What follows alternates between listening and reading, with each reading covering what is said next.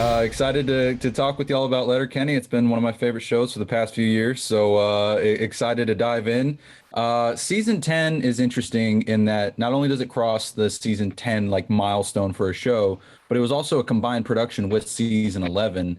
So I'll start with Andrew and then Dylan. What was that like for you guys getting that larger production for the show in comparison to the past? I think because there was such a long break, I think everyone was stoked that we were going to spend an extra length of time together because everyone, like, this was early pandemic. Everyone had kind of been cooped up in their places and hadn't really been able to see each other as much as we normally have. And I think everyone was just excited to get back and see each other and have laughs. There was some filming during COVID had, its obvious obstacles with, they constantly had to tell us like, hey, 6 feet, 6 feet. Cause we were like over the course of the day, we just get closer and closer and they'd have to split us up again.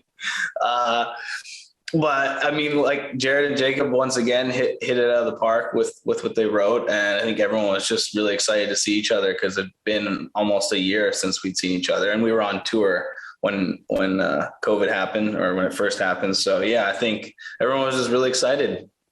Yeah, I second that. It was something that, we'd been sort of chasing this carrot on the end of a stick for quite some time. And like Hersey said, we were in the middle of a fantastic, fun tour and COVID struck and we were, hurry up and wait for a long time. So to be told that we were getting an extended chunk of time together was really nice. I mean, we all miss each other. We're not just coworkers, but we're friends and we like to spend time together. We like to hang out and, I mean, Hersey articulated it perfectly. It was weird. It was different. It was COVID, but it was still something that we were really looking forward to. And we got to make a lot of funny episodes of television. And I think the fans are going to love season 11 too.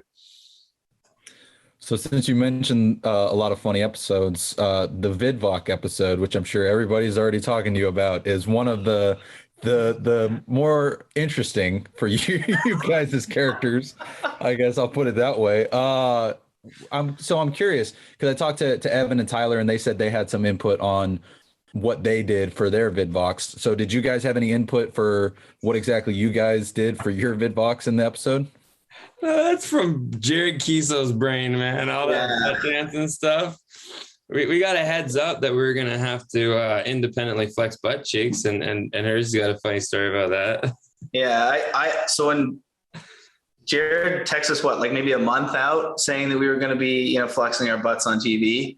Once we got after the shock of that, I started trying doing it at home, and like my left cheek just wouldn't work. Like it just wasn't. So I had like my left cheek could work. I could only flex my right. So I had to like for 15 minutes every day leading up to that series, just like work on flexing my left cheek so that I could actually do it on TV. Beautifully. I still got it. I'm doing it right now. I still got it. Still going. But no, a lot of that was Jared's idea.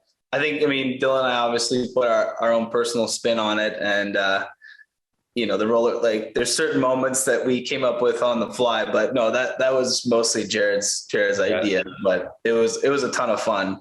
Can't say the rollerblades were us. Yeah, he knows that we were in the blading and that was something that we had a little bit of artistic liberty with, but every season's hilarious. There's something in there that makes you laugh out loud when you're reading the script by yourself. So to see it come to life and do so well and to be one of those episodes that people are really enjoying is it's an honor for me and my butt. I'm sure Hersey feels the same way. Oh, that's awesome. So interestingly too, I mean, this season sort of explores you guys both trying to find a future path after the ship was taken from you in the end of season 9. I mean, what's that been like for you guys watching your character arcs following that sort of jaw-dropping season 9 cliffhanger, I guess?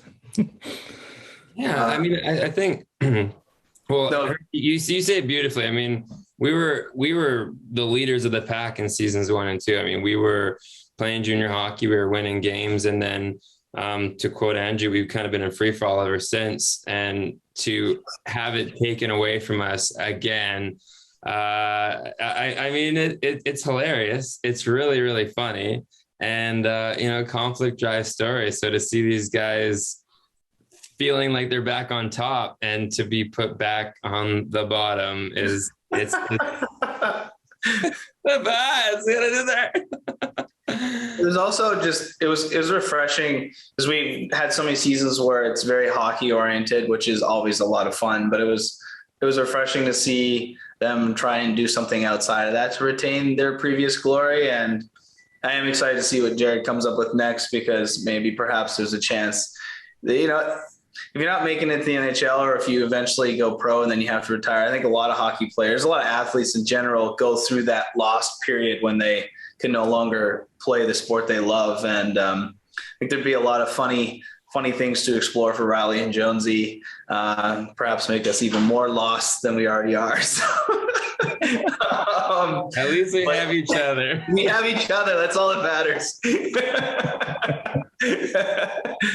Well, I certainly look forward to more of Riley and Jonesy in season 11, as well as hopefully future seasons. And I can't wait to revisit this one in the lead up to that one. So thank you guys so much for taking the time to chat. I really do appreciate it.